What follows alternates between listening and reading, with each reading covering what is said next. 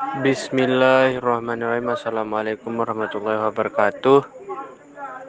Kami dari kelompok 14 akan mempresentasikan sistem informasi manajemen.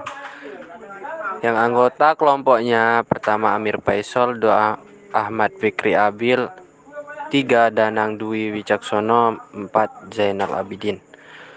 Pengertian sistem ekonomi manajemen. Sistem informasi manajemen atau SIM adalah sistem perencanaan bagian dari pengendalian internal suatu bisnis yang meliputi pemanfaatan manusia, dokumen, teknologi, dan prosedur oleh akuntansi manajemen untuk memecahkan masalah bisnis seperti biaya produk, layanan, atau suatu strategi bisnis. Sistem informasi manajemen menurut beberapa ahli. 1. Bodnar and Hopwood. Menurut Bodnar and Hopwood, pengertian sistem informasi manajemen atau SIM merupakan kumpulan hardware serta software yang dirancang secara eksklusif untuk bisa melakukan integrasi data menjadi satu informasi digital yang valid dan berguna.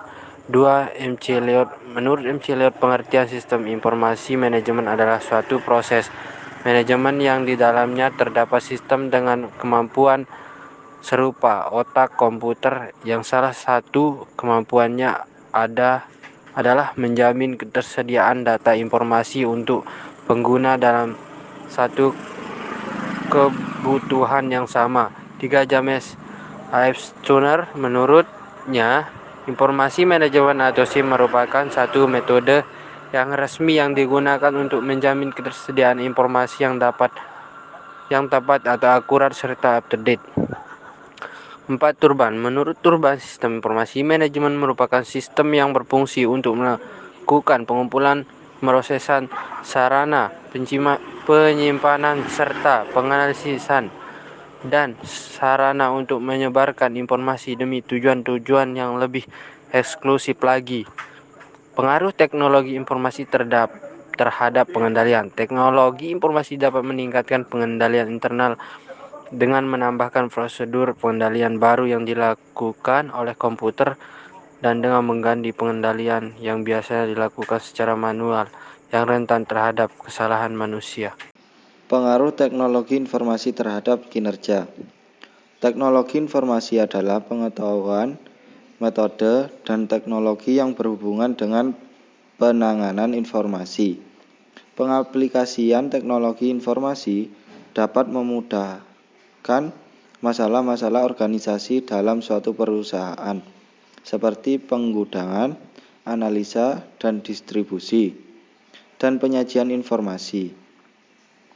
Penilaian kinerja dapat dilihat dari penyelesaian tugas-tugas yang diperoleh suatu perusahaan, apakah tugas yang dikerjakan dengan baik atau mengalami kegagalan. Agar teknologi informasi dapat memberikan dampak positif terhadap kinerja dari perusahaan, maka teknologi informasi yang digunakan mempunyai kecocokan dengan tugas yang dilakukannya.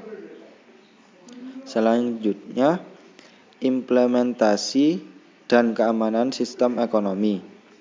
Yang pertama, implementasi ialah kegiatan yang dilakukan dengan perencanaan dan mengacu kepada aturan tertentu untuk mencapai tujuan suatu kegiatan.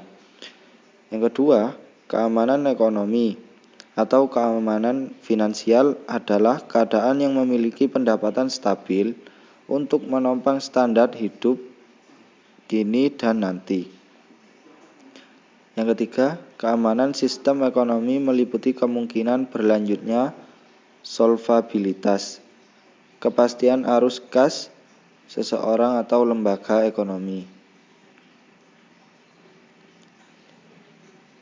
Selanjutnya, peran-peran pada sistem informasi. Beberapa peran yang bertanggung jawab dalam keamanan komputer usaha kecil dan menengah.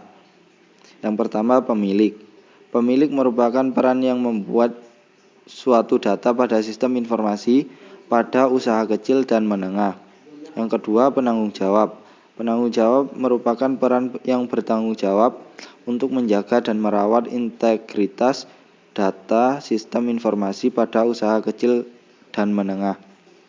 Yang ketiga, pengguna. Pengguna merupakan peran yang memanfaatkan data untuk melaksanakan suatu proses bisnis di usaha kecil dan menengah.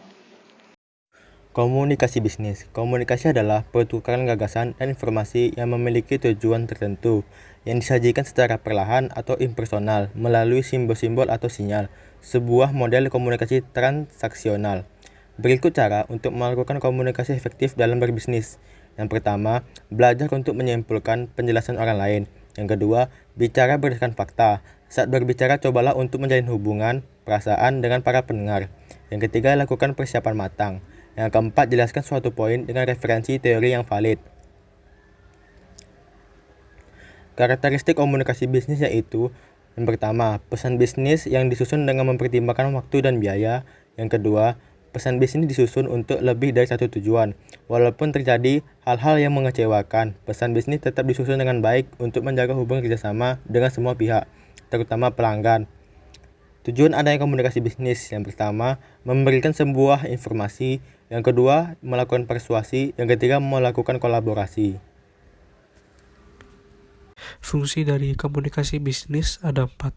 Yang pertama yaitu fungsi informatif, yang kedua fungsi regulatori, yang ketiga fungsi persuasif, yang keempat fungsi integratif. Bentuk dasar komunikasi dibagi menjadi 2. Yang pertama yakni komunikasi verbal. Komunikasi verbal adalah komunikasi dengan menggunakan simbol-simbol verbal. Simbol verbal bahasa merupakan pencapaian manusia yang paling impresif. Ada aturan-aturan yang ada untuk setiap bahasa, yaitu fonologi, sintaksis, semantik, dan pragmatis. Contohnya seperti berbicara menggunakan kata-kata. Yang kedua yakni komunikasi nonverbal. Adalah metode berkomunikasi dengan orang lain tanpa menggunakan kata-kata, melainkan tindakan. Contohnya seperti menggunakan gerakan tangan untuk menunjuk dan meminta sesuatu, intonasi suara, mikro, dan ekspresi. Sekian dari kami. Wassalamualaikum warahmatullahi wabarakatuh.